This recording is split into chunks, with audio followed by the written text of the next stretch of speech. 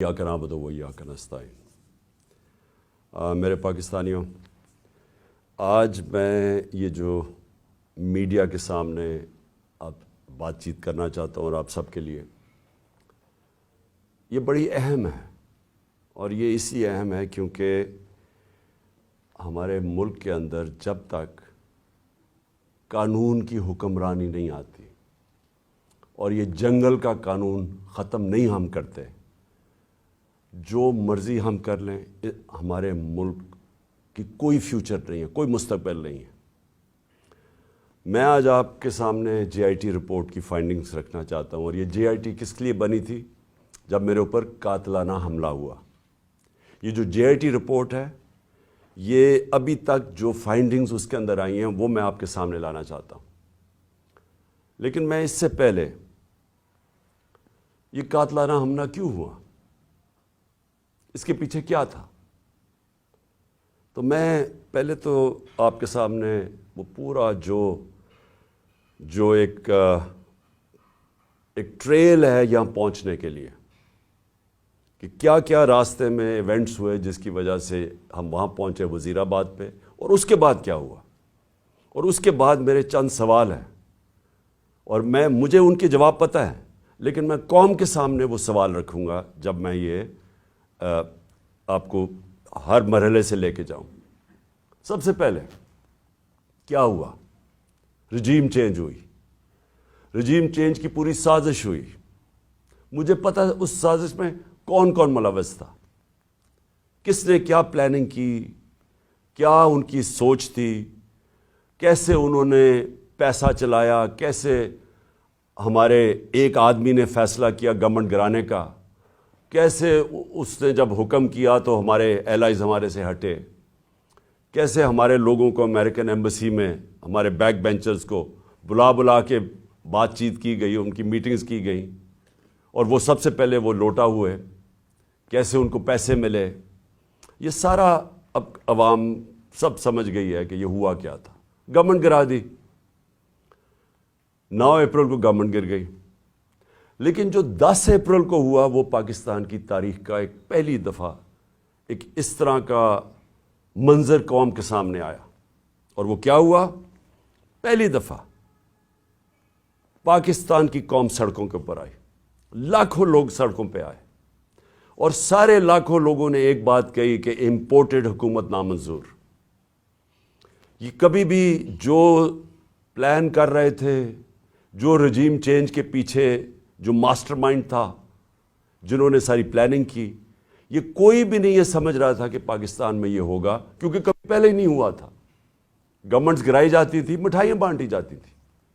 तो पहली दफ़ा एक बाशऊर, एक जागी हुई, एक बेदार कौम सड़कों पर निकली, और उनको समझ आ गई कि ये क्या सारी गेम हुई थी, और उन हमारे ऊपर इस मुल्क के नामवर डाकुओं को, जराइम पेशा लोगों को मुसल्लत कर दिया गया। तो कौम खड़ी हो गई इनके ख़िलाफ़।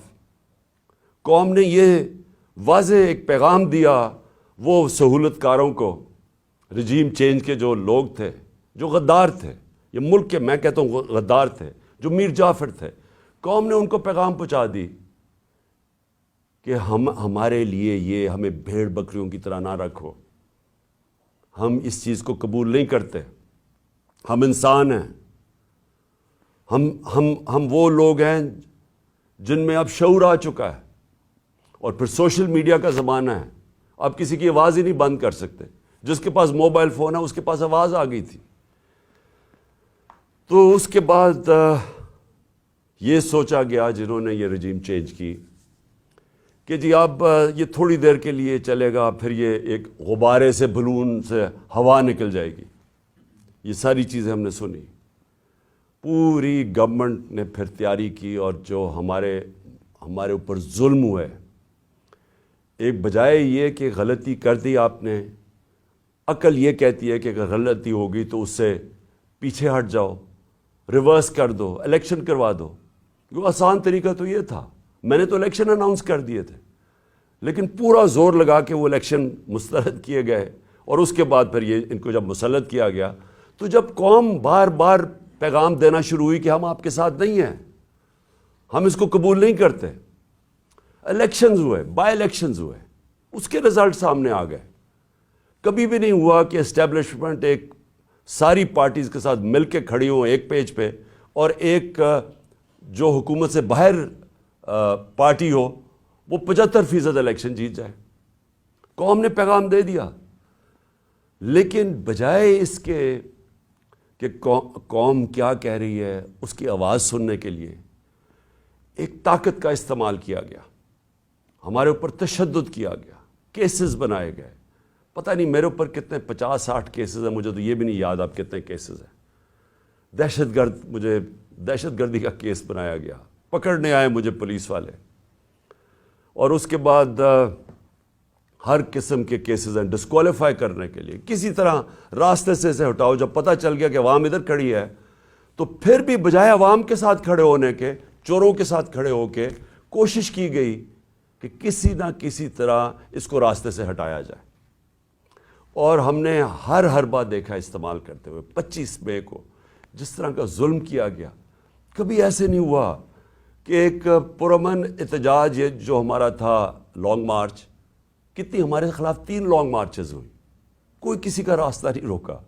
یہاں 2 دن پہلے پولیس گھروں میں گھس کے چادر اور چار دیواری کو مسترد کر کے اس ملک کے جو ہمارا ایک اسلامی کلچر ہے, ہم خواتین کی گھر کی رسپیکٹ ہے اس ملک پہ, کہ ہم اس طرح فیملیز کے گھروں میں نہیں رات کے 3 بجے دوبارے چھلان کے پولیس گھس جائے. وہ گھسی, ان کو پکڑا, لوگوں کو لے کے گئے. 11 سال کے بچے کو پولیس اسٹیشن لے کے, کیونکہ باپ نہیں تھا, اس کو پولیس اسٹیشن لے گئے. ایک ہماری 70 سالہ خاتون MP تھیں, ان کو رات گھسیٹ کے پولیس اسٹیشن لے گئے. ایسا کبھی نہیں ہوا. پھر 25 میں آیا, پھر جو شیلنگ کی اور تشدد کیا, سارا ایک ابھی تک مجھے نہیں سمجھ آئی کہ یہ کس طرح کا مائنڈ تھا, یہ کیسا ذہن تھا کہ بجائے پھر سے عوام کی آواز سننے کے لیے کہ عوام بتا رہی ہے آپ نے غلطی کر دی ہے, نہیں, ان کو ہم بھیڑ بکریوں کی طرح ڈنڈے مار کے ٹھیک کریں گے. یہ مائنڈ سیٹ تھا. اور پھر جب دوسرا بائی الیکشن آیا, ساری پارٹیز ایک طرف, اسٹیبلشمنٹ ایک طرف, اس کے باوجود جب 75% الیکشن 7 یا 8 الیکشنز ہم جیت گئے 11 میں سے, اس کے بعد پھر یہ پلان بنایا گیا. پہلے بھی ایک پلان بنا تھا مجھے مارنے کا. میں نے کہا کہ میں نے 4 لوگوں کے نام میں نے دے کے اور میں نے باہر ایک ویڈیو بنا کے ملک سے باہر بھجوا دی کہ اگر مجھے کچھ ہوتا ہے تو وہ ویڈیو آ جائے گی. اب دوسرا پلان بنا گیا, یہ پلان بی تھا, اور پلان بی اب ان کو پتا تھا کہ اگر مجھے اسی طرح قتل کرتے ہیں تو ان کے اوپر آ جائے گی, تو انہوں نے ایک اور پلان لے کے آئے. اور پلان کہ جی سلمان تاثیر ٹائپ قتل ہو, دینی انتہا پسند جلال اور جوش میں آ کے اس نے عمران خان کو قتل کر دیا. یہ پلان بنا. اب میں آپ کو اس کا پلان بتاتا ہوں کہ مجھے کب پتہ چلا, لیکن یہ شروع کدھر سے ہوا. کیونکہ یہ JIT کی جو رپورٹ ہے اس کے اندر کافی چیزیں آئی ہیں جو میں بعد میں آپ کو بتاؤں گا, کہ اگر کسی کو کوئی شک ہے کہ یہ باقاعدہ ایک پلان بن کے مجھے قتل کرنے کی اسکیم بنی تھی, وہ جو میں آپ کو چیزیں بتاؤں گا آپ کے سب کے شک دور ہو جائیں گے, کہ آپ کو واضح ہو جائے گا کہ کتنی بڑی یہ پلان کر کے سازش کی گئی تھی. اور کوشش یہ بتانا تھا کہ یہ دینی انتہا پسند نے کیا. اب میں آپ کو ذرا بتاؤں کہ یہ سیکوینس آف ایونٹس کیا ہوا ہے. 24 اگست ایک وقار ستی ایک ویڈیو لے کے آتا ہے. ویڈیو کدھر بنتی ہے یہ میرا بہت بڑا سوال ہے. یہ کون بناتا ہے یہ ویڈیو؟ اور جیسے بھی اس کے پیچھے جائیں گے آپ کو پتہ چل جائے گا, اور مجھے پتہ ہے وہ کون تھے, کہ کس نے یہ ویڈیو بنائی. اور ویڈیو کیا ہے؟ عمران خان نے توہین رسالت کر دی, توہین مذہب کر دیا. اور اس کے بعد جناب وہ ویڈیو آگے نکلتی ہے. جاوید لطیف پریس کانفرنس کرتا ہے, 14 تاریخ کو، 14 سپٹمبر کو، اور وہ یہ کہتا ہے کہ جناب عمران خان نے بڑا ظلم کر دیا دین کے خلاف، بڑا یہ اس نے لوگوں کے اندر وہ کیا ہے کہ اس نے دین کی کیونکہ کیا ہے تو لوگوں میں اب بڑا غصہ ہے اس کے خلاف۔ پھر مریم نواز، بڑا اس کو دین کی پرواہ ہے، وہ بہت تکلیف لیتی ہے کہ کوئی دین کے خلاف بات نہ کر دے، تو مریم نواز کو بھی جوش آ جاتا ہے اور وہ 15 سپٹمبر کو وہ بھی پریس کانفرنس کر دیتی ہے۔ اس سے پہلے میں بھول جاؤں کہ ایک ملک کا ایک بہت بڑا دینی آدمی رانا ثناء اللہ، اس کو بھی جوش آتا ہے، وہ 14 تاریخ کو ایک پریس کانفرنس کرتا ہے کہ جی عمران نے لوگوں کو بڑا غصہ چڑھا دیا کہ اس نے دین کے خلاف بولا ہے۔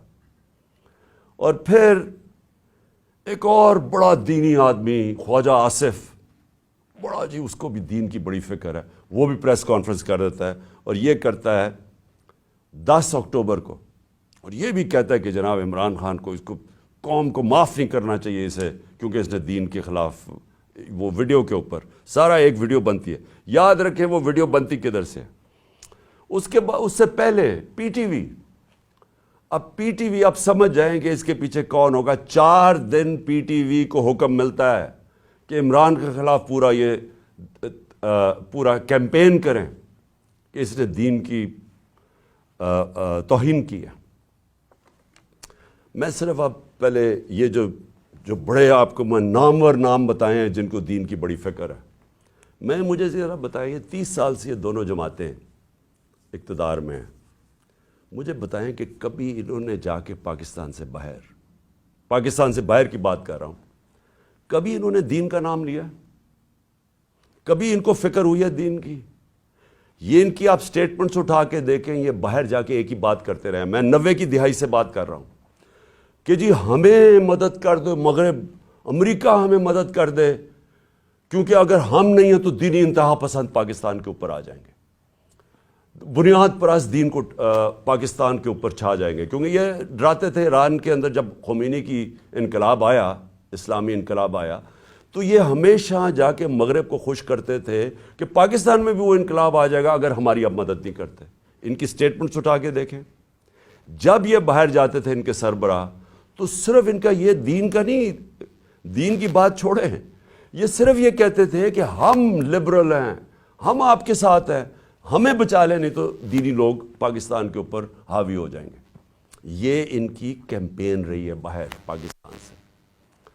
میں واحد، اور مجھے فخر ہے اس چیز کے اوپر، لیکن وہ اس لیے نہیں کہ میں کوئی کسی ووٹ لینے کے لیے کر رہا تھا، یہ میرا عقیدہ ہے، یہ میرا ایمان ہے، اور صرف جس کا ایمان ہو تو وہ جس طرح کی باتیں کر سکتا ہے۔ اور مجھے بتانے کی ضرورت نہیں ہے کہ ہر انٹرنیشنل فورم پہ میں نے اپنے جو ہمارے مسلمانوں سے زیادتیاں ہوتی ہیں جو مغرب میں رہتے ہیں، اسلاموفوبیا، اور پھر جو نبی صلی اللہ علیہ وسلم کی شان میں گستاخی کی جاتی ہے، اس کے اوپر واحد میں چیلنج کرتا ہوں، میں واحد وہ پاکستان کا پرائم منسٹر ہوں جس نے اس کی بات کی ہے، ہر انٹرنیشنل فورم پہ بات کی ہے میں نے۔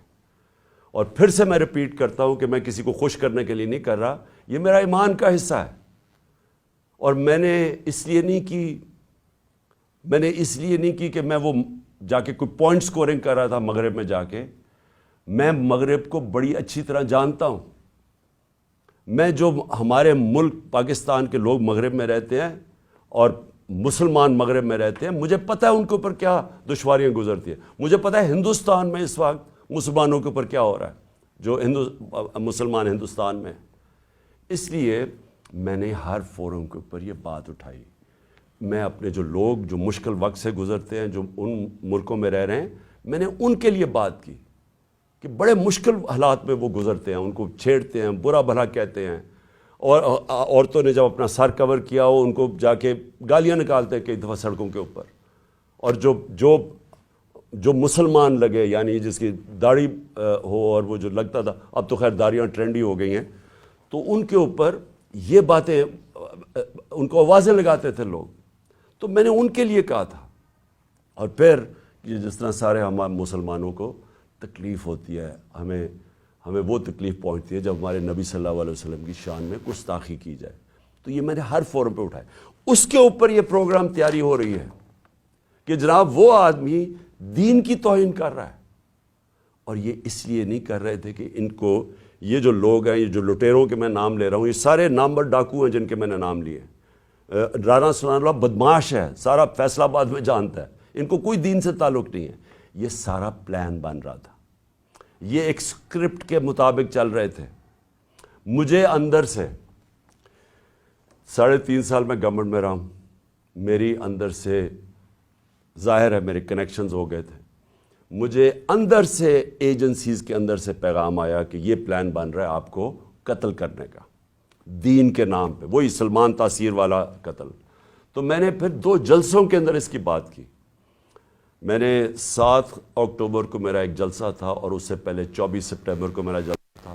ان دونوں جلسوں میں نے یہ بتایا کہ یہ پلان بن رہا ہے مجھے قتل کرنے کا, کیونکہ وہ جو 4 تھے بند کمروں میں جنہوں نے فیصلہ کیا تھا, انہوں نے یہ سوچا ہوگا کہ اگر وہ قتل تو ان کے نام آ جائیں گے, لہٰذا انہوں نے اس اسٹیپ پر ڈالا کہ جی وہ دینی انتہا پسند اشتعال میں آ کے اس نے عمران خان کو قتل کر دیا. یہ پلان بنا تھا اور ان کو پتا تھا کہ اس سے ان کو ان کے اوپر سے اتر جائے گی بات. تو یہ ساری پلاننگ بندی شروع ہوئی تب سے. اور پھر وزیر آباد, اب وزیر آباد میں کیا ہوتا ہے میں ذرا آپ کو پھر زیادہ بتا دوں, یاد کرا دوں کہ ہوا کیا.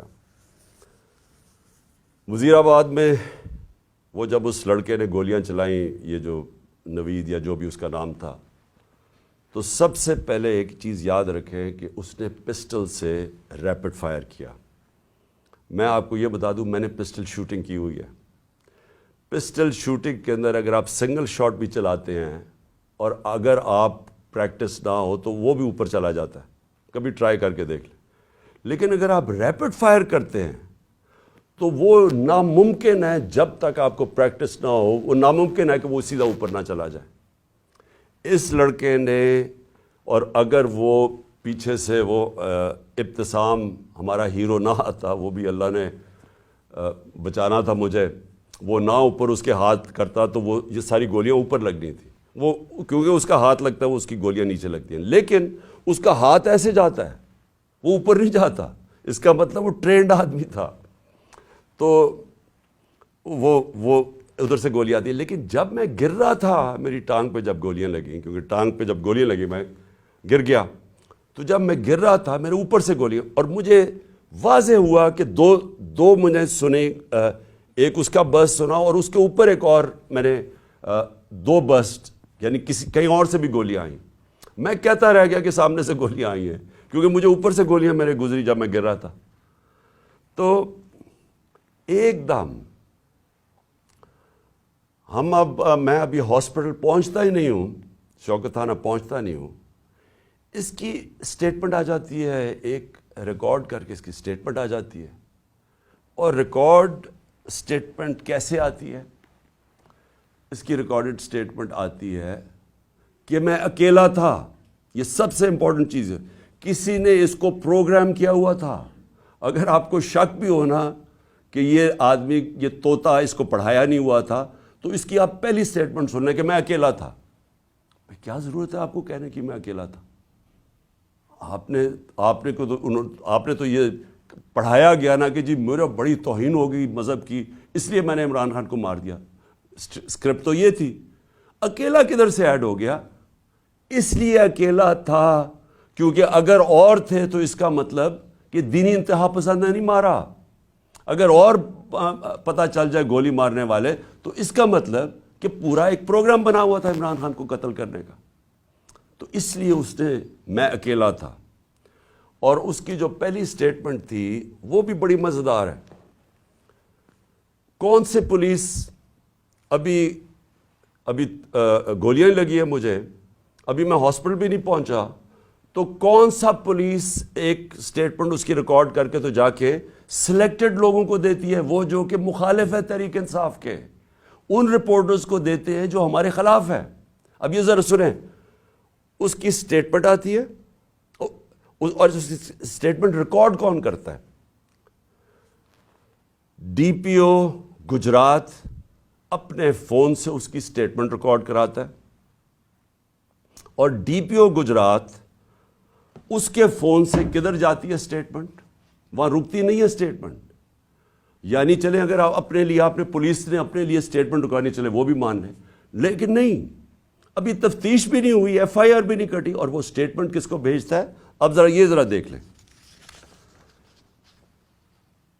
وہ ریکارڈ کرواتا ہے 1 گھنٹے کے بعد سٹیٹمنٹ، لیکن 6:01 میں غریدہ فاروقی ٹویٹ کرتی ہے. وہ 6:02 وقار ستی جس نے پہلے ویڈیو ریلیز کی تھی وہ ٹویٹ کرتا ہے.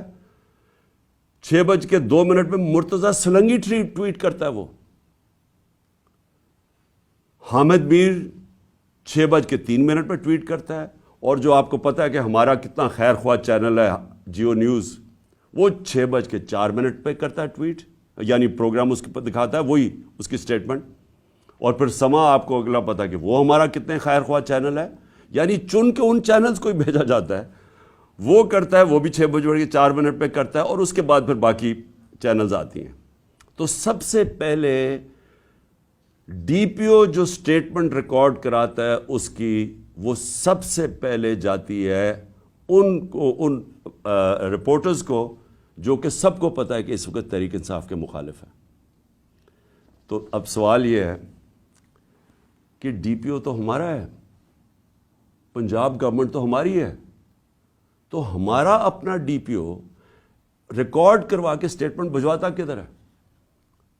اور پھر جو اگلا سوال یہ ہے کہ ہمیں یہ ڈی پی او کی کوئی سٹیٹمنٹ آئی کہ جی شروع میں کوئی عجیب سی سٹیٹمنٹ اس کی آئی، تو میں یہ بھی چاہتا ہوں کہ سارے آپ دیکھ لیں کہ ڈی پی او کیسے، کیونکہ یہ سی سی ٹی وی فوٹیج پہ آ گیا. ابھی میں بعد میں آتا ہوں کہ یہ ڈی پی او گجرات نے انکوائری سے کتنی ہماری مدد کی، لیکن وہ میں بعد میں آتا ہوں. تو سی سی ٹی وی فوٹیج کے اوپر ڈی پی او اپنا موبائل فون دے رہا ہے ایس ایچ او کو کہ ریکارڈ کریں. تو میں چاہتا ہوں پہلے یہ دیکھ لیں تاکہ آپ کو اس میں کوئی شک نہ ہو کہ ہوا کیا ہے، کیونکہ میں آگے جو باتیں کروں گا یہ اس کے ساتھ جڑی ہوئی ہیں.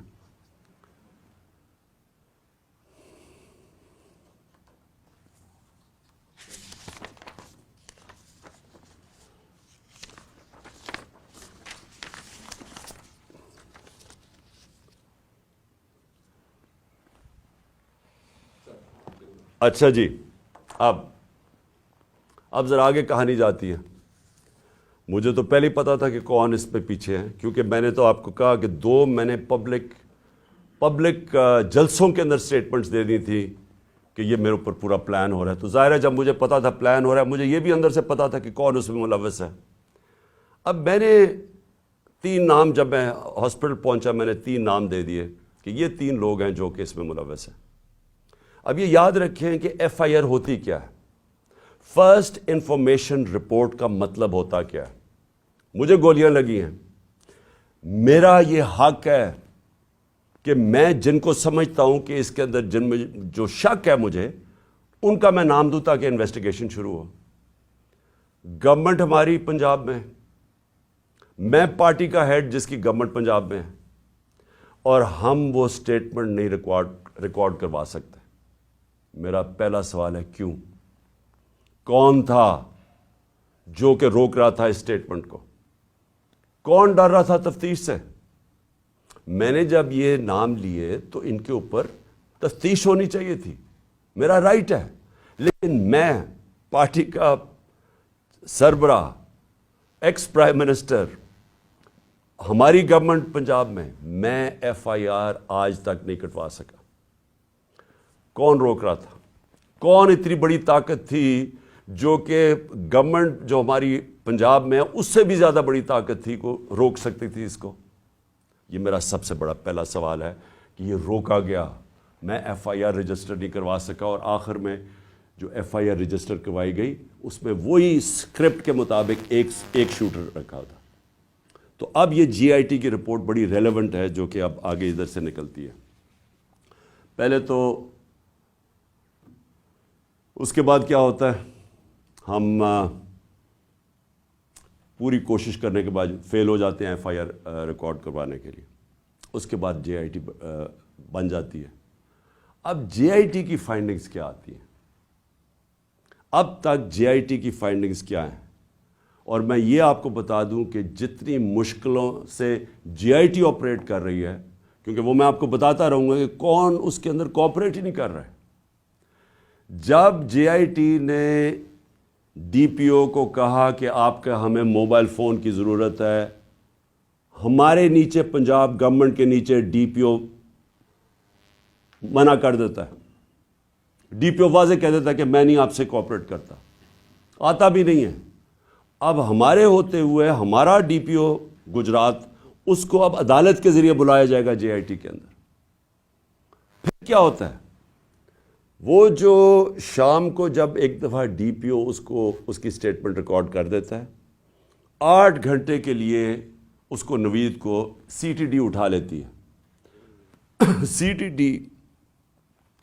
ڈی پھر ایک اور ویڈیو ریلیز کرتی ہے رات کے 12 بجے، اور سی ٹی ڈی کا کیا کام تھا اس ویڈیو کو ریلیز کرنا۔ پھر ایک اور چیز ہے کہ سی ٹی ڈی جب وہ ویڈیو ریلیز کرتی ہے، جو اس کی بیک گراؤنڈ ہے وہ چینج کر دیتی ہے بعد میں۔ پھر سی ٹی ڈی کے جو اس آدمی کو جو ملوث تھا، اس کو جب بلایا جاتا ہے جے آئی ٹی میں، وہ بھی منع کر دیتا ہے کہ میں نہیں آتا۔ پھر سے پنجاب گورنمنٹ کے نیچے ہے، وہ منع کر دیتا ہے کہ میں نہیں کوآپریٹ کرتا۔ یعنی کیا وجہ ہے؟ اب میں سوال سب سے پوچھتا ہوں کہ کیا وجہ ہے کہ یہ ہمارے نیچے آفیسرز، پہلے تو وہ نہیں، ہم اپنی ایف آئی آر نہیں رجسٹر کروا سکتے، اور پھر وہ منع کر دیتے ہیں کہ جی ہم نہیں کوآپریٹ کرتے۔ کیوں نہیں کرتے؟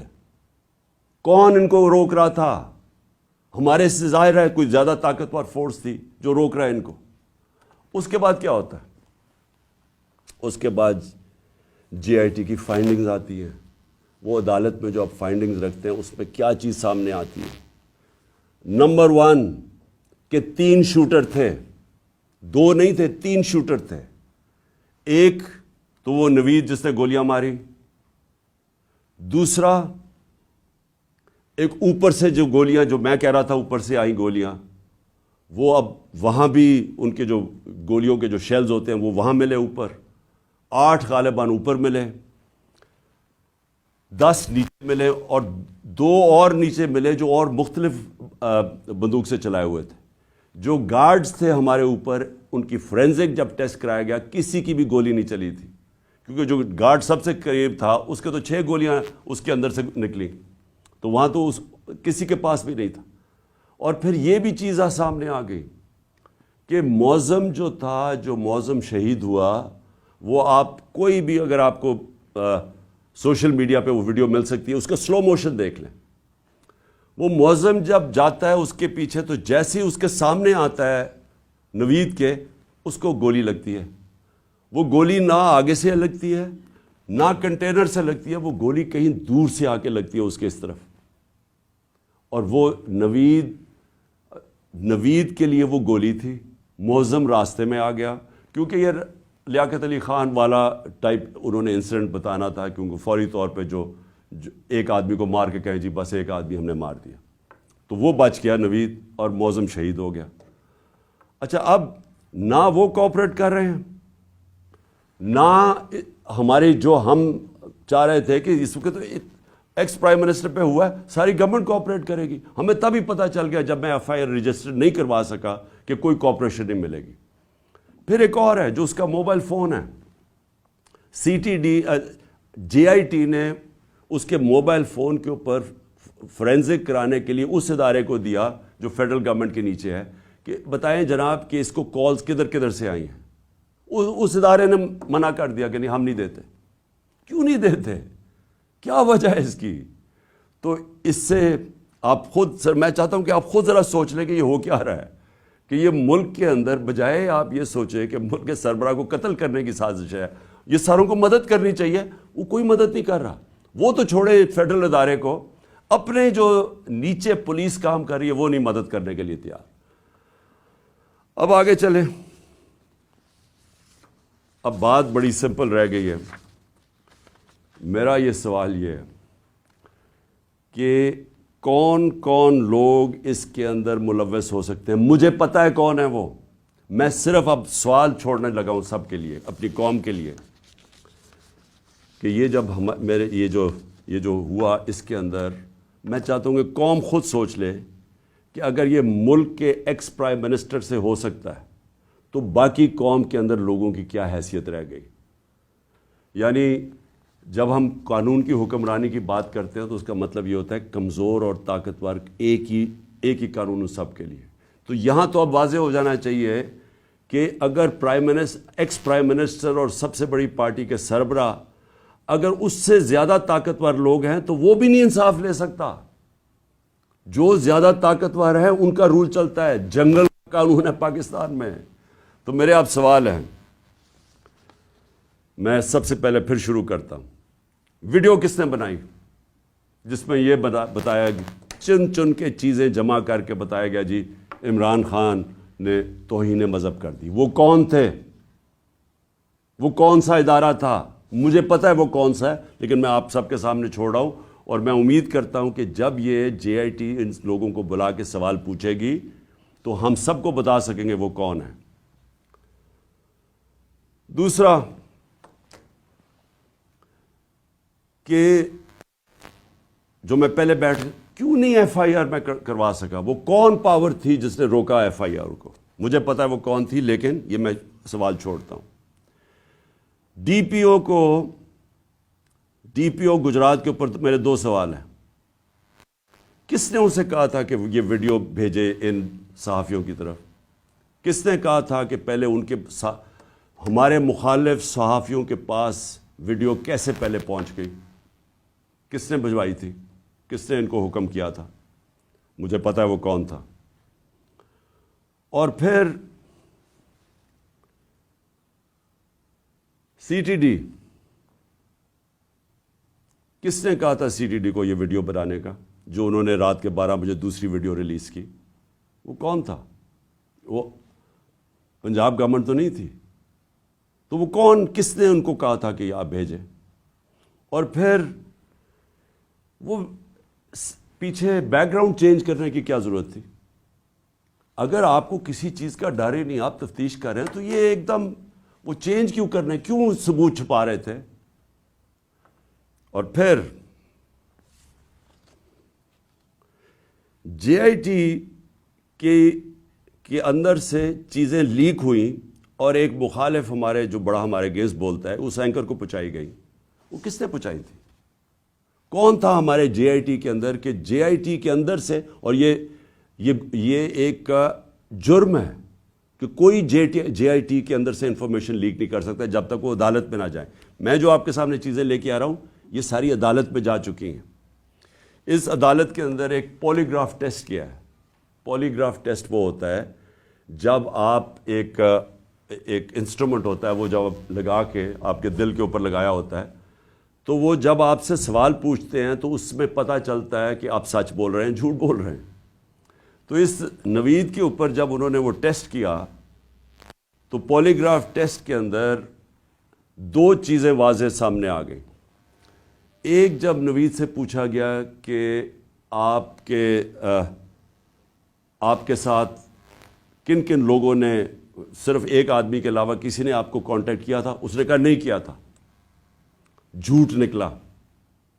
وہ جھوٹ اس لیے واضح ہو گیا کہ اس کے پیچھے پورا ایک پلاننگ ہوئی تھی، اس کو پورے تیار کر کے بھیجا تھا. دوسرا، اس سے سوال پوچھا گیا کہ کیا آپ کو ٹریننگ تھی پسٹل شوٹنگ کی؟ اس نے کہا کوئی ٹریننگ نہیں تھی. وہ پھر جھوٹ صاحب آ گیا پولیگراف کے اوپر، کیونکہ ظاہر ہے وہ ٹرینڈ آدمی، اس کی ٹریننگ کروا کے بھیجا گیا تھا. تو سارا جو انہوں نے پورا کیس بلڈ کیا تھا کہ ایک دینی انتہا پسند نے عمران خان کو قتل کیا اور اسے شروع میں تو کہا کہ میں نے مار دیا ہے، تو وہ جو سارا کیس تھا وہ سارا کیس انہی جے آئی ٹی کی فائنڈنگ سے ختم ہو جاتا ہے. جس وقت 3 شوٹر آ گئے تو اس کا مطلب ایک پلان طریقے سے یہ اسیسینیشن اٹیمپٹ تھی. اور جب اس کے اوپر یہ بھی چیزیں واضح ہو گئی کہ اس کو ٹرین کیا ہوا تھا، تو اور پھر یہ بھی پتہ چل گیا کہ یہ کوئی دینی آدمی نہیں تھا. جس طرح وہ جو میں نے خواجہ آصف وغیرہ کے نام لیے ہیں، رانا ثناء اللہ وغیرہ کے اور مریم نواز کے، یہ کوئی دینی لوگ نہیں ہیں. اسی طرح یہ بھی کوئی دینی آدمی نہیں تھا کہ جس کو بڑا اشتعال میں آ کے یہ کچھ کرے. تو یہ بھی ایک پلانڈ اسیسینیشن اٹیمپٹ تھا. میں آخر میں میں آخر میں سوال پوچھنا چاہتا ہوں ان لوگوں کو جو اس ملک میں طاقت رکھتے ہیں. میں ان لوگوں سے آج سوال پوچھنا چاہتا ہوں جو مجھے پتہ ہے اس کے پیچھے تھے. مجھے یہ پتہ ہے کہ نون لیگ یہ اوپر سربراہ ان کے پیچھے تھے, مجھے اس کا واضح ہے. مجھے یہ پتہ ہے کہ رانا ثناءاللہ جس کے لیے قتل کرنا کوئی بڑی چیز نہیں وہ پیچھے تھا. مجھے پتہ ہے کہ شہباز شریف جس نے ایکسٹرا جوڈیشل کلنگ میں اس کے اوپر رپورٹ ہے 97 سے 99 تک کہ اس نے کتنے لوگ پولیس مقابل میں قتل کروائے تھے. عابد باکسر کی سٹیٹمنٹ ہے کہ کیسے شہباز شریف ان سے لوگوں کو قتل کرواتا تھا. ماڈل ٹاؤن کے اندر ان دونوں نے دن دہاڑے نہتے لوگوں کے اوپر گولی چلائی جس میں 12 لوگ اس میں قتل ہوئے اور اس کے علاوہ کوئی 50-60 لوگوں کو گولیاں لگی اور وہ ٹی وی کے اوپر سب آ رہا تھا. یہ وہ لوگ ہیں, ان کا تو مجھے پتہ ہے. لیکن مجھے جو ایک طرح افسوس بھی ہے اور ایک طرح اپنے ملک کی فکر بھی ہے کہ وہ لوگ جن کو ہم سمجھتے ہیں کہ اس ملک کی انہوں نے حفاظت کرنی ہے, جو اس ملک کے محافظ ہیں, وہ اس پلاٹ میں کیسے شامل ہو گئے, کیونکہ ان کے بغیر یہ ہونا نہیں تھا. جو سارا کور اپ ہوا ہے وہ کبھی بھی یہ جو دو کرمنلز ہیں یہ نہیں کر سکتے تھے, شہباز شریف اور رانا ثناءاللہ. یہ اس سے زیادہ طاقتور لوگ کر سکتے تھے, صرف وہ یہ کور اپ میں شامل تھے. سارا جو طریقے سے اس نے کہا جی میں اکیلا ہوں, اسے منہ سے بلوایا گیا, ایویڈنس پولیس کے اوپر پریشر ڈالا گیا, FIR نہیں, یہ دونوں نہیں کروا سکتے تھے. ان کے پیچھے ہمارے وہ لوگ ہیں جن کو ہم سمجھتے ہیں کہ ہمارے ملک کی حفاظت کریں گے. میں یہ سوال پوچھتا ہوں کہ کیا میں وہ آدمی ہوں جس کو آپ کہہ سکتے ہیں کہ یہ کوئی بیرونی سازش کا حصہ ہے؟ کیا آپ کہہ سکتے ہیں کہ اس نے اپنا ملک کا کبھی پیسہ ملک سے باہر رکھا ہوا ہے اور باہر بڑے بڑے اکاؤنٹس ہیں اور بینک اکاؤنٹ, جس طرح یہ جو چور اوپر مسلط کیے ہیں ان سب کے باہر پیسہ پڑا ہے, اربوں ڈالر پڑا ہے اور ابھی بھی چوری کر کے پیسہ باہر لے کے جا رہے ہیں. جس نے باہر کمائی کر کے سب کچھ, آج اس کا جینا مرنا پاکستان. میرا سوال یہ ہے کہ اس کو اگر قتل کروانے کی سازش میں آپ ملوث ہیں تو کیا آپ کو فکر ہے اپنی قوم کی؟ اگر ملک کی سب سے بڑی پارٹی کے سربراہ کو آپ قتل کروا دیتے ہیں, جو واحد فیڈرل پارٹی ہے آج پاکستان میں, قوموں کو پولیٹیکل پارٹیز اکٹھا رکھتی ہیں. اگر قوموں کو صرف فوج کے ذریعے اکٹھا رکھتے تو ایسٹ پاکستان علیحدہ نہ ہوتا. ایسٹ پاکستان کی جو پاکستان کی سب سے بڑی پارٹی تھی, اس کے خلاف جب اپنے ملک کی اسٹیبلشمنٹ چلی جاتی ہے اور وہ ملک ٹوٹ جاتے ہیں.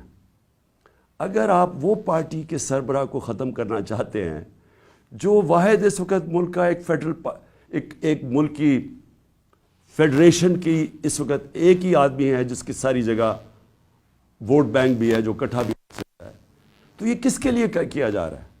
کیا یہ پاکستان کی بہتری کے لیے کیا گیا؟ مجھے پتہ ہے کون تھے اور مجھے افسوس سے کہنا پڑتا ہے مجھے بڑے افسوس سے کہنا پڑتا ہے کہ جب مجھے گولیاں لگی اور جب میں تب سے 3 مہینے, یہ میری ٹانگ کو ٹھیک ہونے میں 3 مہینے لگیں گے, کیونکہ جب آپ کی نچلی ٹانگ ٹوٹتی ہے وہ 3 مہینے لگتے ہیں اس کو ہیل ہونے میں. تو میں 2 کمروں میں بند ہوں. میں بار بار اپنے سے سوال کرتا ہوں کہ یہ کیسا مائنڈ سیٹ ہے, وہ کون سا ذہن ہے, اور وہ مجھے پتہ ہے کون سا ذہن ہے کہ جو یہ سوچ سکتا ہے کہ اپنے ملک کو نقصان پہنچا سکتا ہے, کیونکہ یہ ملک کو نقصان ہوگا. آپ اگر ملک کی پولیٹیکل پارٹیز کو کمزور کرتے ہیں اور فیڈرل پارٹی کو, تو اس سے بڑا ملک کا نقصان کیا ہو سکتا ہے؟ یعنی یہ آپ کے دشمن کر سکتے ہیں. یہ دشمنوں کا پلان تو ہو سکتا ہے کہ ملک کو کمزور کرو اور ان کی پولیٹیکل پارٹیز کو کمزور کرو, فیڈریشن کو کمزور کرو, لیکن وہ لوگ جنہوں نے ملک کی حفاظت کرنی ہے وہ کیسے سوچ سکتے ہیں؟ اور میں بار بار میرے یہ ذہن میں چیز آتی ہے, اور مجھے پتہ ہے کہ بدقسمتی سے یہ صرف 1-2-3 لوگوں کی یہ سازش تھی, اور مجھے یہ بھی پتہ ہے کہ ہمارے ملک کی جو فوج ہے وہ ہر روز قربانیاں دے رہی ہے اس ملک کے لیے. وہ وار آن ٹیرر میں وہ قربانیاں نہ دیتے, آج ہماری حفاظت, یعنی ہم اس ملک میں کمفرٹیبل نہ ہوتے, ہماری ہمیں اعتماد نہ ہوتا کہ ایک ایسی ہمارے پاس سیکیورٹی فورس ہے جو اس ملک میں ہمیں سیکیورٹی دیتی ہے، لیکن اس ہر اداروں کے اندر کالی بھیڑیں ہوتی ہیں، اور یہ جس نے پلان کیا، مجھے پتہ ہے اور میں یہ چاہتا ہوں کہ یہ جے آئی ٹی کے ساتھ اب کوآپریشن کی جائے. یہ لوگ جو ایک جان کی آبسٹرکٹ کر رہے ہیں جسٹس، ان لوگوں کو ان کے اوپر ایکشن لیا جائے. اور میں آخر میں اپنے سپریم کورٹ کے چیف جسٹس سے کہنا چاہتا ہوں کہ میں نے شروع میں ہی کہا تھا کہ مجھے صرف انصاف کی ایک جگہ سے توقع ہے. جب یہ طاقتور لوگوں کو جن کے میں نے نام لیے ہیں، یہ کیسے انصاف ہونے دیں گے اگر یہ خود اس میں ملوث ہے؟ تو صرف ایک طاقتور اگر انکوائری اس کو، اگر چیف جسٹس اس کو بیک کریں، پاکستان کے سپریم کورٹ کے چیف جسٹس، تبھی انصاف مل سکتا ہے. نہیں تو مجھے کوئی اب تک جو میں نے حالات دیکھے ہیں، جس طرح کی ہر جگہ رکاوٹیں ہیں، مجھے کوئی امید انصاف کی نہیں ہے. پاکستان زندہ باد.